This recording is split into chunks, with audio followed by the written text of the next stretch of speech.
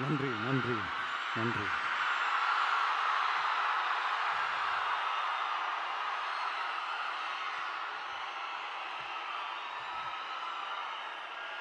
நான் போன மீட்டிங்கில் வேலூரில் பேசும்போது சொல்லியிருந்தேன், தமிழ்நாடு தான் விஜய், விஜய் தான் தமிழ்நாடு அப்படின்னு நான் சொல்லியிருந்தேன். அது ஏன் அப்படி சொன்னேன் அப்படின்னா, தமிழ்நாட்டு மக்களுடைய ஒரே பிரதிநிதியாக, உண்மையான ஒரு பிரதிநிதியாக நாம் மட்டும்தான் இருக்கிறோம் அப்படின்றதுக்காக தான் அப்படி நான் சொன்னேன். அப்புறம் அந்த தேர்தல் பற்றியும் நான் சொல்லியிருந்தேன். தமிழ்நாடு வர்சஸ் ஸ்டாலின் சார், அதாவது விஜய் வர்சஸ் ஸ்டாலின் சார், அதையும் நான் சொல்லியிருந்தேன். அப்புறம் இன்னொரு கேள்வியும் கேட்டிருந்தேன். இது தமிழ்நாடு சட்டசபைக்கான ஒரு தேர்தல், இதை ஏன் தமிழ்நாட்டுக்கும் டெல்லிக்குமான ஒரு எலெக்ஷன் சொல்கிறீங்க அப்படின்னு நான் கேட்டிருந்தேன். உடனே விஜய் பாஜகவுக்காக பேசுகிறாரு அப்படின்லாம் திருச்சி பேச ஆரம்பிச்சிட்டாங்க. அப்புறம் ரெகுலராக ஒன்று பண்ணுவாங்கல்ல, நம்மளுடைய சிறுபான்மை சகோதரர்களை பயமுறுத்தி பயமுறுத்தி ஒரு ஏமாத்து வேலை ஒன்று செய்வாங்கல்ல, அது இனிமே அவங்களால தொடர்ந்து செய்ய முடியாதுன்னு அவங்களுக்கு தெரிஞ்சு போச்சு. அதனால தான் நான் என்ன பேசினாலும் அதை திருச்சி பேசுறது, அந்த தில்லு முள்ளு வேலைகள்லாம் அவங்க செய்ய ஆரம்பிச்சிட்டாங்க. சென்னையில் டெல்லி டெல்லின்னு கூவுறதும், அடிக்கிற கொள்ளைக்கு ரைடு வந்துட்டா டெல்லிக்கு வெள்ளை கொடை பிடிக்கிறதும்,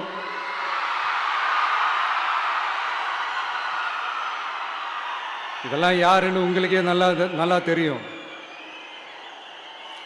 தமிழ்நாட்டை காப்பாற்றுறது திமுக தான், தமிழ்நாட்டை பிழைக்க வைக்கிறது திமுக தான், இதெல்லாமே பண்ணுறது திமுக தான், ஸ்டாலின் சார் தான். இதெல்லாம் ஒர்க் அவுட்டே ஆகாது பாஸ்.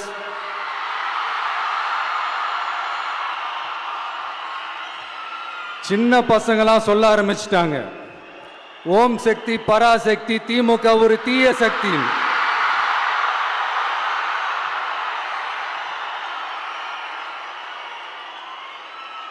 அதனால் இந்த தமிழ்நாடு இன்னொன்று வேற ஒன்று சொல்கிறாங்க. அது என்னடான்னா, தமிழ்நாட்டு அணி டெல்லி அணியா. கிரிக்கெட்டில் கூட தமிழ்நாட்டு அணியை டெல்லி அணியால் தொட்டு கூட பார்க்க முடியாது.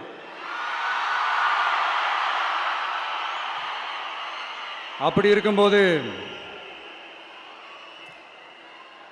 கிரிக்கெட்லையும் விசில போடுறது தமிழ்நாடு தான், சிஎஸ்கே.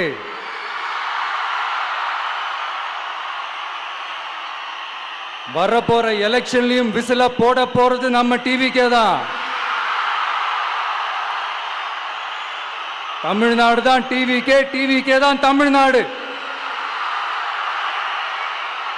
இந்த அணி அந்த அணி டெல்லி அணி இதெல்லாம் அனைத்தும் உடைஞ்சி நொறுங்கும், டிவிக்கே அடிச்சு நொறுக்கும்.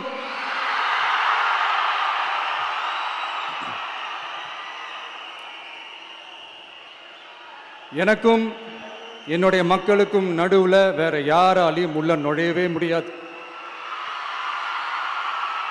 இது ஒரு அம்மா பையன் உறவு, அப்பா புள்ள உறவு, அண்ணன் தங்கச்சி உறவு, அண்ணன் தம்பி உறவு, அக்கா தம்பி உறவு. இது சும்மா ஒரு எலெக்ஷனுக்கு வந்த உறவு அப்படின்னு நினைச்சிடாதீங்க. இது இயற்கையாகவே அமைஞ்ச உறவு. இது எவ்வளோ டீப்பான உறவுன்றது நான் உணர்ந்திருக்கிறேன். அதே மாதிரி நம்ம தமிழ்நாடு மக்களும் இதை உணர்ந்து இருக்கிறாங்க. இன்னும் சிம்பிளா சொல்லணும்னா, மற்றவங்களுக்கு வேணா இது எலெக்ஷன், ஆனா எனக்கும் என்ன நேசிக்கிற மக்களுக்கும் it is an emotion.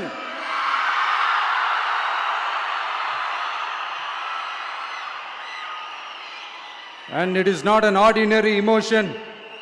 It is a powerful oceanic emotion. இப்படி இருக்கும்போது வீட்டுக்கு வீடு விஜய், தமிழ்நாட்டுக்காக விஜய், வெற்றி பேரணியில் தமிழ்நாடு, இதெல்லாமே 100% இந்த எலெக்ஷன்ல அது ப்ரூவ் ஆகும்.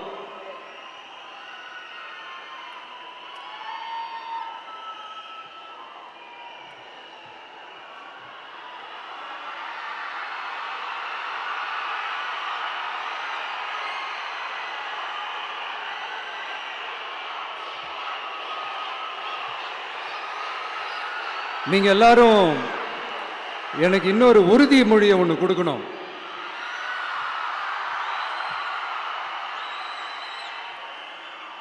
ஊழலற்ற உண்மையான சமூக நீதியை நிலைநாட்ட நம்ம ஆட்சியை அமைப்பீங்க தானே? உங்களை தான் கேட்கிறேன், நம்ம ஆட்சியை அமைப்பீங்க தானே? இந்த விஜய்க்கு ஒரு வாய்ப்பு கொடுப்பீங்க தானே? உண்மையிலே கொடுப்பீங்க தானே? இந்த விஜய நம்புறீங்க தானே? ஒவ்வொரு வீட்லயும் விசில் சத்தம் கேட்கும் தானே? அந்த விசில் சத்தம் ஒவ்வொரு பூத்திலையும் புயலா ஒலிக்கும் தானே? Thank you, thank you, thank you.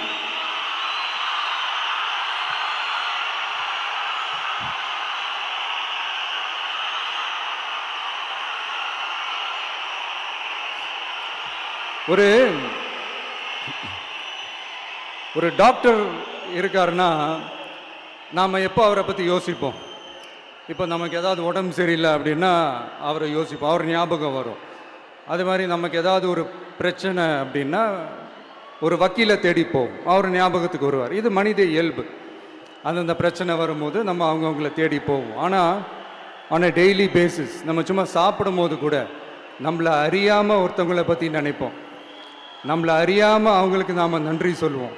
அந்த மதிப்பிற்குரிய அந்த மனிதர்கள் வேற யாரும் இல்லை, விவசாயி, விவசாயி, விவசாயி.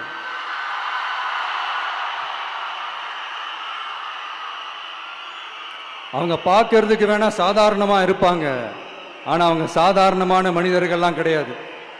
இந்த உலகத்தையும் மனிதர்களையும் படைச்சது கடவுள்னு சொல்லுவாங்க, ஆனால் அந்த கடவுளுக்கே படையல் போடுற உயர்ந்த மனிதர்கள் தான் நம்ம விவசாயிகள்.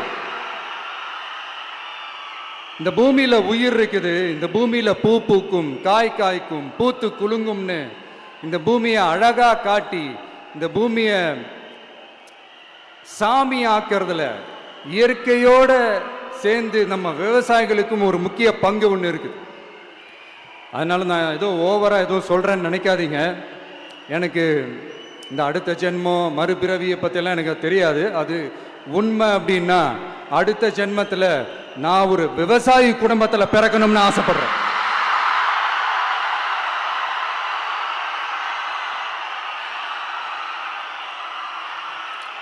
எனக்கு விவசாயத்தை பற்றி டீட்டெயில்டாக தெரியாது தான், நான் ஒத்துக்கிறேன்.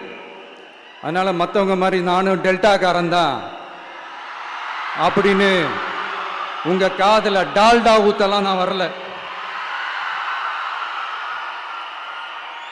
எனக்கு விவசாயத்தை பற்றி டீட்டெயில்டாக தெரியலனா கூட அவங்க படுற கஷ்டங்களை பற்றி எனக்கு நல்லாவே தெரியும். நம்மளுடைய முதல் அரசியல் பயணம் தொடங்கினதே அந்த பரந்தூர் விஷயத்தை கையில் எடுத்து தான். அதனால நம்மளுடைய இந்த ஆட்சி அமைஞ்சதும் தீர்க்க வேண்டிய முக்கியமான பிரச்சனைகள்ல நம்மளுடைய விவசாய பிரச்சனைகளும் ஒன்று. முதல்வர் அவர்களுக்கு இந்த மாதிரி நீங்க அது செஞ்சிட்டேன் இது செஞ்சிட்டேன் அப்படின்னு நிறைய பெருமையா சொல்லிக்கிறீங்களே, ஒரு அடிப்படை ஒரு பிரச்சனையை பத்தி ஒன்று பேசுவோமா? கொஞ்ச நாளைக்கு முன்னாடி ஐநா சபை ஒரு ரிப்போர்ட் ஒன்று வெளியிட்டிருந்தாங்க.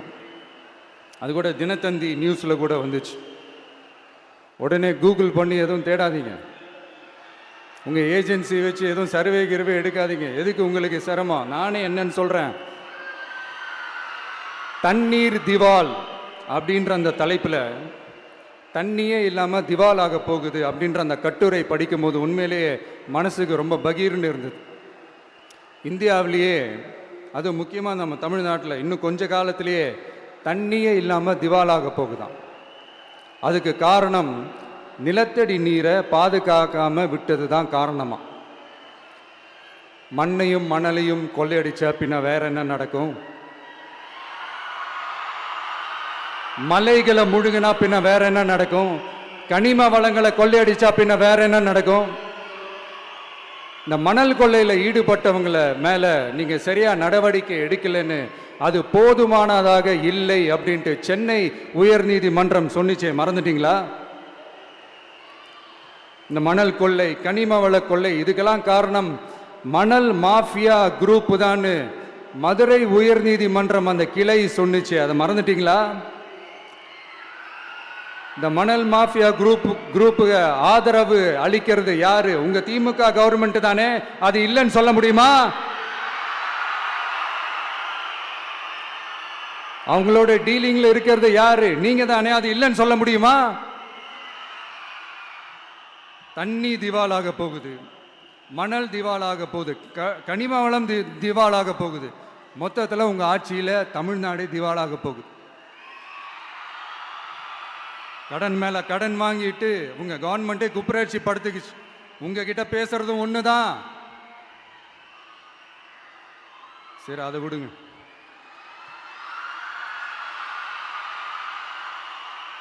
நம்ம விவசாயிகள் கஷ்டப்பட்டு விளைய வச்ச அந்த நெல்லெல்லாம் மழையில் நனைஞ்சி வீணா போச்சே. டெல்டாக்காரன்னு சொல்லிக்கிற நீங்க அதை எதாவது கவனிச்சிங்களா? அவங்களுடைய போராட்டம் எதுக்காவது கூட போய் நின்றுக்கிறீங்களா? கூண்டாஸில் மட்டும் போடுவீங்க. இதானே உங்களுடைய அந்த சாதனை.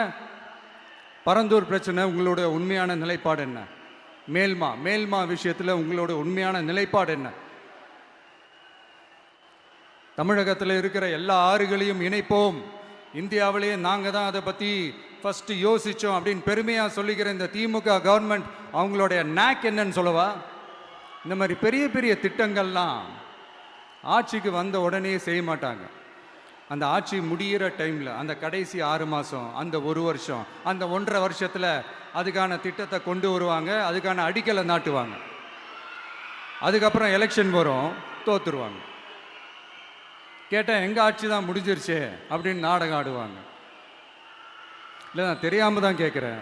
மக்கள் மேலே உங்களுக்கு உண்மையிலே அந்த அக்கறை இருந்துச்சுன்னா ஆட்சிக்கு வந்த உடனே இந்த மாதிரி பெரிய பெரிய திட்டங்கள்லாம் ஸ்டார்ட் பண்ண வேண்டியது தானே. அதனால் ஆட்சி முடியும் போது அடிக்கல் நாட்டுறது. ஓட்டுக்காக என்னென்னலாம் பேசுவீங்க, ஆனால் மக்கள் இதெல்லாம் நம்புறதுக்கு அவங்க ஏமாளிங்க நினச்சிங்களா? மக்களே, நம்மளுடைய ஆட்சி அமைஞ்சதும் இந்த மாதிரி பெரிய பெரிய திட்டங்கள்லாம் உடனே ஸ்டார்ட் பண்ணுவோம். அதை அந்த 5 வருஷத்துக்குள்ள அதை முடிக்கவும் ட்ரை பண்ணுவோம். ஸோ இப்படிலாம் நம்ம பேசினா காவிரி பிரச்சனையில் உன் கருத்து என்ன, முல்லை பெரியார் பிரச்சனையில் உன் கருத்து என்ன, இப்படிலாம் அதெல்லாம் பற்றி உனக்கு என்ன தெரியுமா அப்படின்னு கேட்க ஆரம்பிச்சிருவாங்க. ஐயா, உலக மகா மேதைகளே, ROV, ரிமோட்லி ஆப்ரேட்டட் வெஹிக்கிள், அதை வச்சு தண்ணிக்குள்ளேயே போய் அணைகளோட உறுதித்தன்மையை ஆராய்ச்சி பார்க்குற வரைக்கும் நான் எல்லாம் தெரிஞ்சு தான் வச்சிருக்கிறேன். ஒருத்தன் சைலண்டாக இருக்கான், அமைதியாக இருக்கான்னா உடனே அவனுக்கு எதுவுமே தெரியாதுன்னு நினச்சிடாதீங்க. சும்மா கருத்து சொல்லிக்கிட்டு கம்பு சுற்றிக்கிட்டு இருந்தால் எல்லாமே நடந்துருமா? நசன் பேசி அதை கேட்டு மக்கள் வெறுத்து போயிட்டாங்க. உருப்படியா ஏதாவது யோசிங்கயான்னு மக்கள் நினைக்கிறத யாருக்கு தெரியுதோ தெரியலையோ, எனக்கு அது நல்லாவே தெரியுது. உரிய இடத்துக்கு போய் சம்பந்தப்பட்டவங்களோட பேசி அதுக்கான சொல்யூஷன் என்னன்னு தெரிஞ்சுக்கிட்டு அதை ப்ராப்பராக எக்ஸிக்யூட் பண்ணணும். அடுத்து, நம்மளுடைய கடல் விவசாயிகளான நம்மளுடைய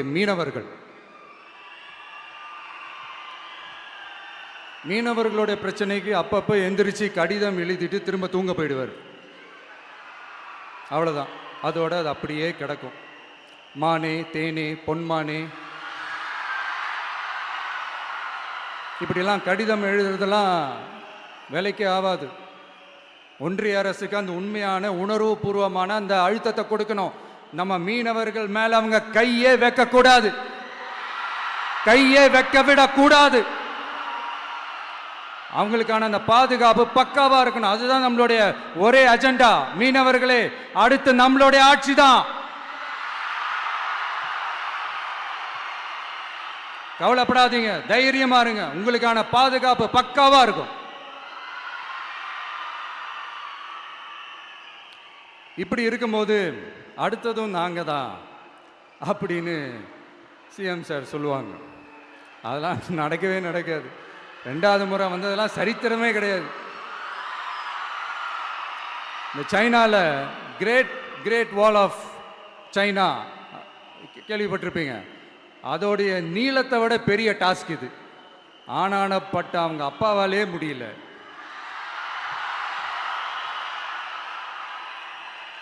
நான் முன்னாடியே சொன்ன மாதிரி உரிய இடத்துக்கு போய் சம்மந்தப்பட்டவங்களோட பேசி அதுக்கான சொல்யூஷன் என்னன்னு தெரிஞ்சுக்கிட்டா அதை எக்ஸிக்யூட் பண்ணுறது தான் ஒரு தெளிவான அரசியல். சும்மா ஆறுதல் சொல்கிறதெல்லாம் தெளிவான அரசியல்லாம் கிடையாது.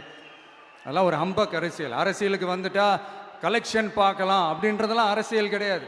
உண்மையிலே மக்களுக்கான அந்த உழைப்பு இருக்கணும். அதனால தான் நாம் அரசியலுக்கு வந்திருக்கிறோம். இது எதிரிங்களுக்கு நல்லாவே தெரியும். அதனால தான் நம்மளை சுற்றி அத்தனை சதிகள். அதில் முக்கியமான சதி என்ன தெரியுமா? இதை பாரு, ஒன்று நீ இல்லைனா நான் இல்லைனா நீ இல்லைனா நான். நமக்குள்ள வேற எவனும் நடுவில் வந்துடக்கூடாது. நாம 2 பேரால மட்டும்தான் மக்களை ஈஸியா ஏமாற்ற முடியும். இந்த விஜய் வந்ததுனால நமக்கு பொழப்பே போச்சு. மக்கள் வேற அவனை தான் நம்புறாங்க. நாம வெளியே அடிச்சுக்கிற மாதிரி அடிச்சுக்கிட்டாலும் உள்ள நம்மளுடைய டீலிங் பக்காவா இருக்கணும். மக்களோட ஃபீலிங்ஸை பற்றிலாம் நமக்கு கவலை இல்லை. நமக்கு டீலிங் தான் முக்கியம். மாற்றி ஆட்சிக்கு வந்துடலாம்னு நினைச்சோம். ஆனால் அது நடக்காது போல் இருக்கு. அதனால நீ என்ன பண்ற? எஸ்ஓபின்னு போட்டு ஒரு பக்கம் அவனை தடுத்துரு, இன்னொரு பக்கம் அவன் மேல பழி போட்டு நானும் தடுத்துடுறேன். என்ன ஓகேவா? டீலிங் ஓகேவா? ஓவர்.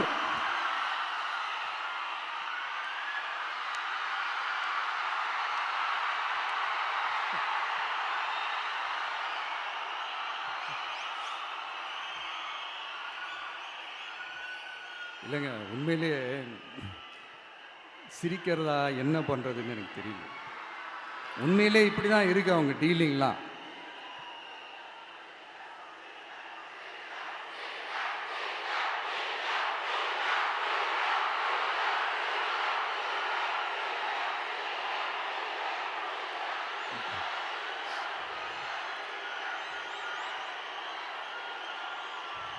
இப்படி பழி மேலே பழி போட்டு கரூரில் ஆரம்பித்து நம்ம ஜனநாயகன் படம் ரிலீஸ் வரைக்கும். ஆனால் அந்த ரிலீஸ் பிரச்சனையில் நிறைய பேர் குரல் கொடுத்தாங்க. முக்கியமாக நம்மளுடைய முதல்வர் அவர்கள் கூட பூசி மொழிகி பட்டும் படாமல் குரல் கொடுத்தாங்க. But what ever it is, குரல் கொடுத்த அவங்களுக்கும் மற்றவங்க எல்லாருக்கும் இந்த நேரத்தில் என்னுடைய நன்றியை தெரிவிச்சுக்கிறேன். இப்படி நம்ம வெளிப்படையாக பேசுறதுனால சிஎம் சாரோட மனநிலை இப்போ எப்படி இருக்கும் தெரியுமா? ஏற்கனவே கட்சிக்காரங்க தொல்லை தாங்க முடியல, தூங்க விட மாட்டேறாங்க. இந்த விஜயும் வந்து தூங்க விட மாட்டான். நம்ம பாட்டுக்கு ஹைவேல சைக்கிளில் சோலாவா போலான்னு நினைச்சோம். இவன் நாடானா மக்கள் சக்தியோட வந்துட்டு இருக்கான். இவன் தான் கேள்வி கேட்கறான்னு பார்த்தா மக்களையும் கேள்வி கேட்க வைக்கிறான். 1000 ரூபாய் கொடுத்துட்டு இருந்தோம், 5000 ரூபாய் கொடுத்து ஏமாத்தலான்னு பார்த்தா அதையும் கேள்வி கேட்க வைக்கிறான். விசில் சத்தம் வேற விண்ண முட்டுது. கூட்டணி கட்சிகள் தொல்லை வேற தாங்க முடியல. இவன் பண்ற பிரச்சாரத்தையாத்த முடக்கலான்னு பார்த்தா அப்பவும் மக்கள் அவன் பின்னாடி தான் நிக்கிறாங்க. என்ன பண்றது ஏது பண்றதுன்னு தெரியாத ஒரு மனநிலையில இருப்பாரு. ஆனா சார், நீங்க இந்த விஜயம் முடக்கலாம். ஆனா ஒவ்வொரு வீட்டில் இருக்கிற ஒவ்வொரு விஜயையும் உங்களால முடக்கவே முடியாது.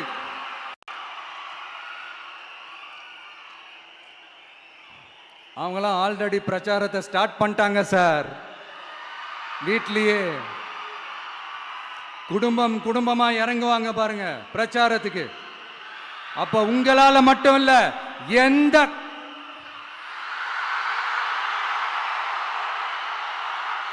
யாராலையும் தடுக்க முடியாது.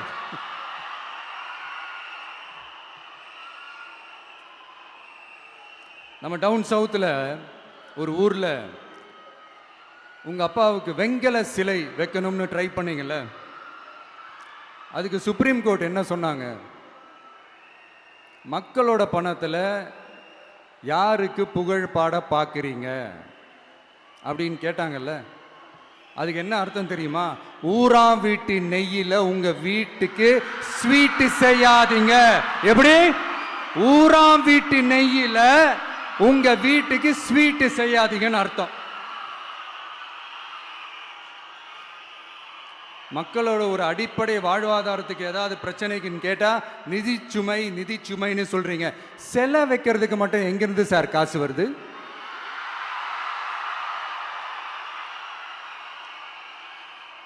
முதல்ல மக்களுக்கு அந்த சோறுக்கு வழி பாருங்க சார்.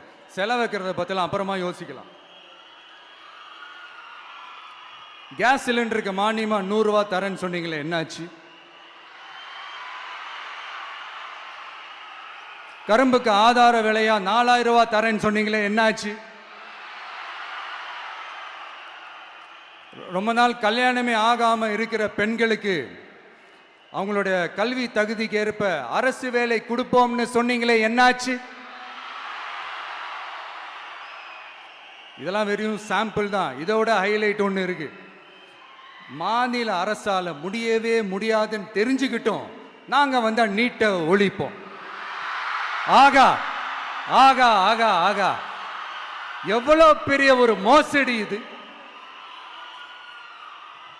கேட்டா நாங்க தான் முன்மாதிரி ஆட்சின்னு சொல்லுவாங்க. மோசடி ஆட்சி. மோசமானவங்களே முக்கியமானவங்க கேள்விப்பட்டிருக்கிறீங்களா? அந்த மாதிரி மோசடி ஆட்சியிலே முக்கியமான ஆட்சி இந்த திமுக ஆட்சி. மக்களே, மக்களை நேசிக்கிற விஜய் வேணுமா?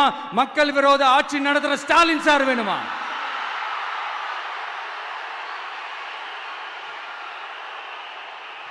இந்த விஜய் நம்புறீங்களா, ஸ்டாலின் சார நம்புறீங்களா?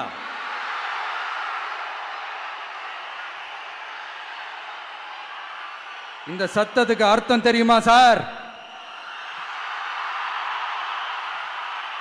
ஸ்டாலின் தொடரட்டும் அப்படின்னு அர்த்தம் கிடையாது. தீய சக்தி திமுக ஆட்சி மறையட்டும், தூய சக்தி டிவிகே ஆட்சி வரட்டும். நானும் உதிக்கட்டும்னு சொல்லாம்னு நினைச்சேன், பார்த்தா அதை வேற திருச்சி பேச ஆரம்பிச்சிருவாங்க. திருநெல்வேலியில், நாங்குநேரியில் இப்போ ரீசெண்டா ஒரே லைன்ல சொல்லணும்னா, நம்ம நண்பர் ஒருத்தர் ட்வீட் போட்டிருந்தாரு, அதையே சொல்றேன். ஸ்டாலின் தொடரட்டும், சட்டம் ஒழுங்கு சந்தி சிரிக்கட்டும். இதுதான் அந்த பிரச்சனைக்கு ஒரே லைன்.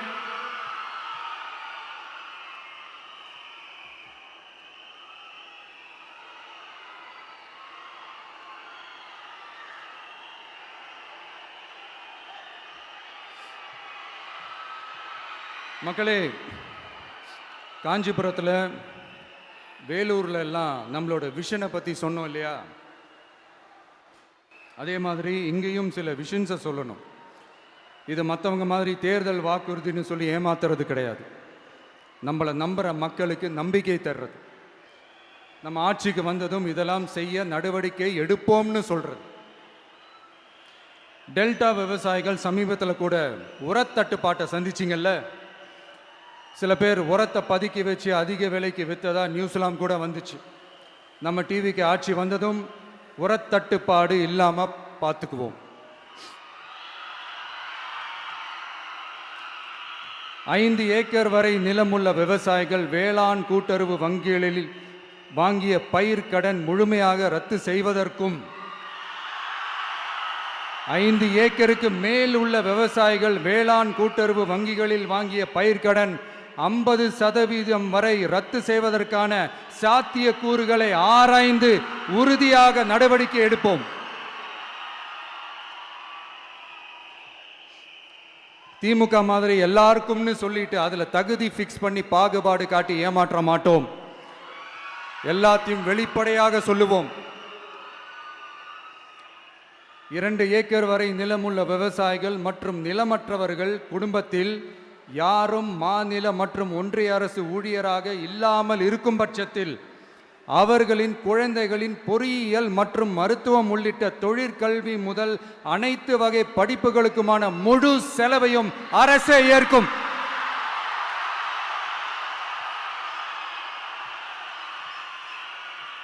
விவசாயிகளின் விருப்பத்திற்கு எதிராக எந்த திட்டமாக இருந்தாலும், ஒன்றிய அரசின் நெருக்கடியே இருந்தாலும் அந்த திட்டத்தை உங்களுடைய டிவிகே ஆட்சி முழுமையாக நிராகரிக்கும். எப்போதும் விவசாயிகளின் பக்கமே நம் ஆட்சி நிற்கும். கொள்முதல் நிலையங்களில் முறையாக நெல் மூட்டைகள் பாதுகாக்கப்படும். நெல் முளைத்து வீணாவதை பார்த்து கொண்டு நமது அரசு சும்மா இருக்காது. போதுமான கொள்முதல் நிலைய வசதிகள் ஏற்படுத்தப்படும்.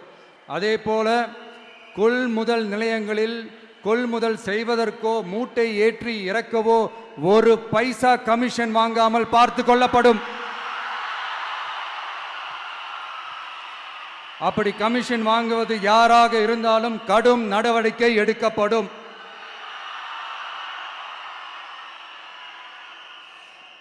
ஐநூறு ரேஷன் கார்டுகளுக்கு ஒரு ரேஷன் கடை என்ற வரையறை நிர்ணயிக்கப்படும். கிராமங்களிலும் எடையாளர் நியமிக்கப்படுவார். பெண் விற்பனையாளருக்கு பெண் எடையாளர், ஆண் விற்பனையாளருக்கு ஆண் எடையாளர் என்பது பின்பற்றப்படும்.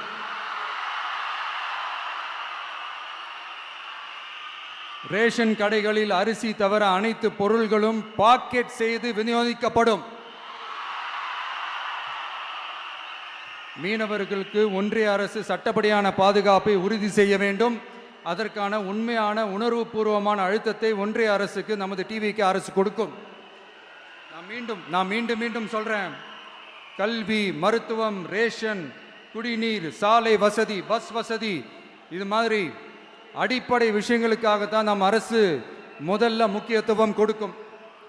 எனக்கு நம்மளோட குழந்தைகள், நம்ம பெண்கள், நம்ம இளைஞர்கள் லைஃபுக்கு முன்னுரிமை கொடுக்கணும். அரசு வேலை வாய்ப்புகள் மட்டும் இல்லாம தனியார் வேலை வாய்ப்புகளுக்கான வழியையும் உத்தரவாதத்தையும் உருவாக்கணும். அப்படி நாம் உருவாக்கிட்டாலே அவங்களுக்கான ரூட்டை நம்ம இளைஞர்கள் அவங்களே தேர்ந்தெடுத்துப்பாங்க.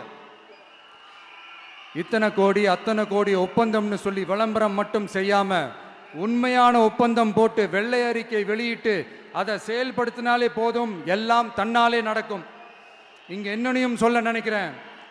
இங்க அடுத்து நாங்க தான் நெஞ்சை நிமித்திரி கூவுற யாராச்சும் நாங்க ஊழலே செய்யாதவங்கன்னோ ஊழல் செய்யவே மாட்டோம்னோ நெஞ்சை தொட்டு மனசாட்சியோட சொல்ல முடியுமா?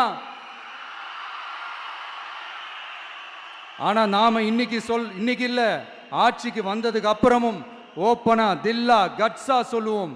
ஊழல் லஞ்சம் இல்லாத ஒரு ஆட்சியை கொடுக்க உண்மையா ட்ரை பண்ணாலே போதும், எல்லாம் தன்னாலே நல்லா நடக்கும். எல்லாரும் கொஞ்சம் கை இப்படி வைங்களேன். எங்க ஓட்டு எங்க உரிமை. எங்களை யாரும் விலைக்கு வாங்க முடியாது. எங்க ஓட்டு விசில் சின்னத்துக்கு தான். யாரையும் நம்பி ஏமாற மாட்டோம். எங்க வார்த்தையிலிருந்து மாற மாட்டோம். இது நிஜம். தேங்க்யூ.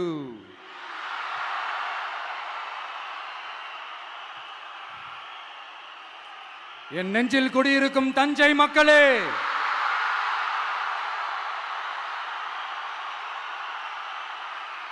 என் நெஞ்சில் குடியிருக்கும் வேலூர் மக்களே, வேலூர்ல இதை நான் சொல்ல மறந்துட்டேன், சாரி. உங்களுக்காக இங்க நான் சொல்றேன். உங்களோட நான் இருக்கேன், நம்மளோட நம்ம மக்கள் இருக்கிறாங்க. இதுக்கு மேல என்ன வேணும்? கான்பிடென்ட்டா இருங்க, நல்லதே நடக்கும், வெற்றி நிச்சயம். மீண்டும் சந்திக்கும் வரை நன்றி, வணக்கம்.